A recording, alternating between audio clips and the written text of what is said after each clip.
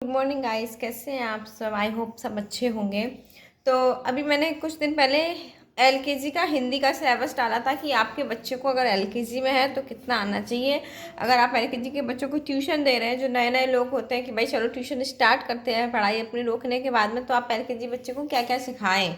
तो इस चीज़ का मैंने सिलेबस डाला था। दूसरा है कि अब हम दूसरा सिलेबस आपको बताएंगे कि इंग्लिश में क्या क्या सिखाना चाहिए एक एलकेजी के बच्चे को। जब तक एलकेजी में वो है, जब तक उसकी एलकेजी कंप्लीट हो रही है, तब तक उसको इंग्लिश में कितना कुछ आना है। सबसे पहले इस इंग्लिश का सिलेबस हो जाता है कि ए टू जेड कैपिटल स्मॉल दोनों अच्छे आने चाहिए, बिल्कुल बिना देखे, एंड आइडेंटिफाई भी होनी चाहिए कि भाई कैपिटल ए कैसे बनता है, स्मॉल ए कैसे बनता है। नेक्स्ट है वॉवेल्स, उसको पता होने चाहिए कि 5 वॉवेल्स होते हैं, ए ई आई ओ यू। इनके साउंड वर्ड्स आने चाहिए, जैसे पैन हो गया पी ए एन, तो बीच में साउंड ए निकल रहा है। मैन हो गया एम ई एन, तो C M E N mean.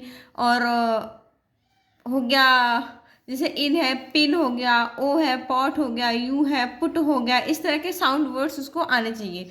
दूसरा है नेक्स्ट कलर्स नेम आना चाहिए उसको। कलर्स नेम कम से कम 5 कलर्स नेम तो उनकी स्पेलिंग्स आनी चाहिए।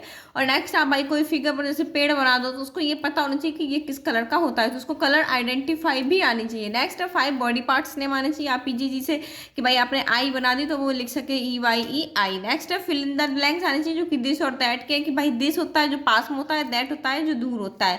दीज और दोज के, दीज होता है पास वाला, दोज होता है दूर वाला। यानी कि आपने पास में एक फिगर बना दिया, आगे ब्लैंक कर दिया, तो ये पास में है तो इसमें भरेंगे दीज। पीछे एक फिगर बना दिया और आगे ब्लैंक कर दिया, बीच में सेंटेंस कर दिया, तो उसमें वो भर सके दोज। इस तरह की इसको आइडेंटिफाई आनी चाहिए। ए और एन का फिल इन द ब्लैंक्स आने चाहिए। सिर्फ और सिर्फ आपने अच्छा लिख दिया जैसे आइस, तो उसके आगे वो एन लगा सके। ए और एन का आना चाहिए। इन ऑन अंडर उसको समझ में आना चाहिए कि इन मतलब नीचे, ऑन मतलब ऊपर, अंडर मतलब उसके नीचे। तो बस इन मतलब अंदर, किसी भी चीज़ के अंदर हो तो इन, जैसे बॉक्स के अंदर है तो इन आएगा। ऑन मतलब टेबल के ऊपर है, बेड के ऊपर है तो ऑन आएगा। अंडर मतलब किसी चीज़ के नीचे बैठा है, जैसे पेड़ के नीचे बैठा है, टेबल के नीचे बैठा है, जो भी है तो वो अंडर आना चाहिए। तो इस तरह के हो गया इसका इंग्लिश का सिलेबस एलकेजी क्लास के बच्चों का। Thank you for watching. आप मेरे साथ बने रहिए। आगे का सिलेबस मैथ का और जीके का पॉइंट्स बताऊंगी कि एलकेजी क्लास के बच्चों को मैथ में कितना आना चाहिए, जीके में उसको क्या क्या ओरल पता होना चाहिए, और पोएम्स उसको लगभग कितनी आनी चाहिए, और स्टोरी भी। आजकल के बच्चों को स्टोरी सिखाना बहुत जरूरी है। आप हिंदी की इंग्लिश की कम से कम 1 या 2 स्टोरी बच्चों को जरूर सिखाएं। Thank you.